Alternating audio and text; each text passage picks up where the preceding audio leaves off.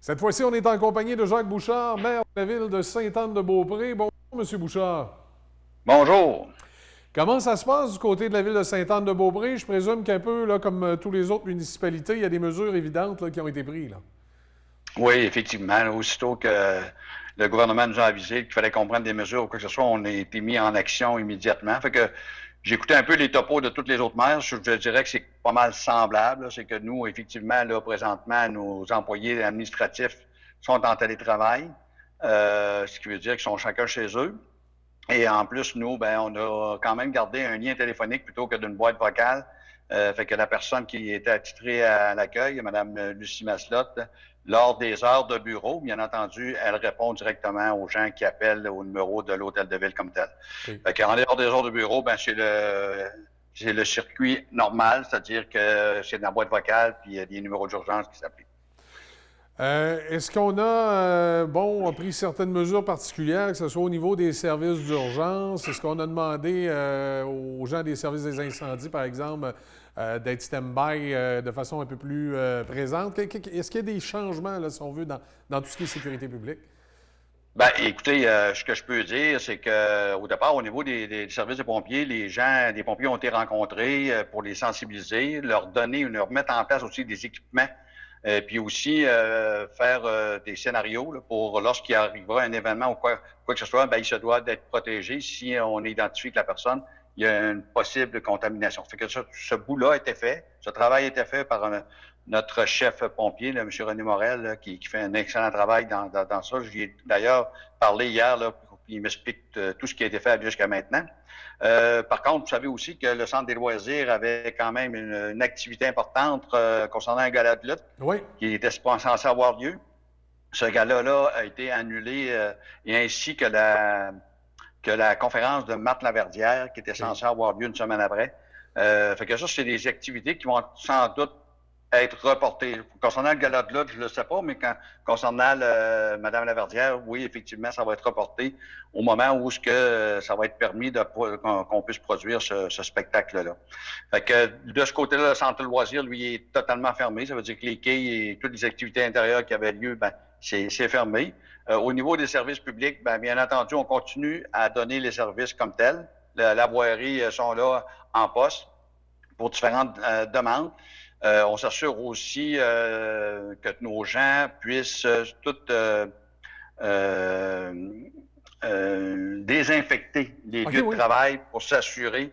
Fait qu'on a mis une équipe là-dessus là, pour s'assurer que nos gens soient protégés, nos travailleurs soient protégés. Fait qu'il y a une équipe présentement qui va travailler là-dessus là, pour désinfecter tous les lieux de travail, tout ça. L'entretien des À travers tout ça, moi j'ai fait des démarches hier. Ben, vous savez qu'on est en investissement au niveau de l'usine d'eau potable. Présentement, je suis en discussion avec, entre autres, juste avant votre entrevue, là, c'est que j'étais en discussion avec Mme Émilie Foster pour essayer de voir si on peut pas faire certains travaux à l'intérieur de l'usine pour pas se retarder, parce que nous, en termes d'approvisionnement, on est un peu problématique. Là, on est dépendant de la ville de Beaupré, qu'on remercie d'ailleurs, là, qui nous fournit de l'eau, là, parce qu'on malheureusement, on n'est pas en situation suffisante là, pour alimenter nos citoyens. C'est sûr qu'il y a un coût qui s'attache à ça. Fait que on sait qu'il y aurait peut-être un entrepreneur qui pourrait faire certains travaux durant cette fermeture-là. Fait que Mme Foster a fait des démarches auprès du gouvernement pour voir s'il n'y a pas une possibilité là, dans une mesure restreinte. On parle de peut-être 4 à 5 employés. Là. Oui, de faire passer ça sous le coup des services essentiels, finalement, là, des services d'urgence essentiels. Là. Ben, c'est ça. Puis, là, présentement, c'est requestionné. Fait que là, j'attends la réponse du gouvernement de ce côté-là pour qu'on puisse au moins avancer minimalement dans ce projet-là. Il y a cette portion-là. Pour le reste, je vous dirais que tout est sous contrôle, tout est mis en place. Concernant, entre autres, j'ai vu qu'il y a beaucoup de villes qui regardent au niveau du report des taxes. C'est sûr que nous, ben, notre prochain paiement de taxes, c'est le 15 mai. Alors, c'est sûr que là, lors de notre prochain conseil, là, nous, on va aborder cette question-là là, pour évaluer, voir là, c'est quoi qui est. Mais soyez assurés, puis je rassure la population que la Ville, on va essayer de faciliter les choses, considérant que c'est une situation vraiment particulière. Fait que on va travailler dans ce sens-là. Mais comme je vous dis, il n'y a pas d'urgence encore parce que le prochain paiement il est encore lieu le 15 mai. Fait qu'on va avoir le temps de prendre une décision qu'on va communiquer à la population par la suite. OK. Ah, donc, les conseils ont lieu comme à l'habitude, mais je présume avec des mesures là, d'espacement, si je peux m'exprimer ici. Ben, c'est-à-dire que les conseils n'auront pas lieu physiquement. Non, On OK. a mis en place un système de réseau téléphonique. Là. Puis là, ben oui, ils vont se faire les rencontres, mais à distance. OK. Chacun va de chez eux. C'est le désir de chaque conseiller. Fait que moi, j'ai respecté ce désir-là. Fait que on fait ces rencontres-là. D'ailleurs, on a des rencontres presque journalières avec Messenger puis tout ça là, qui fait en sorte qu'on garde toujours en contact, là, on donne les dernières informations. Et d'ailleurs, ce soir, je rencontre tous mes conseillers là, pour qu'on aborde un peu pour donner les dernières informations là, suite ce qui se passe, parce que, comme vous savez, ça change quasiment tous les jours, ça évolue d'une certaine façon. Alors, il faut qu'on s'ajuste à tous les jours. Fait que c'est un peu notre travail. Ah, effectivement, c'est assez rapide, M. Bouchard. Bien, écoutez, je vous remercie d'avoir fait le point avec nous. Évidemment, dans les prochaines semaines, les prochains jours, s'il y a des changements, il y a du nouveau, là, on pourra à ce moment-là se reparler.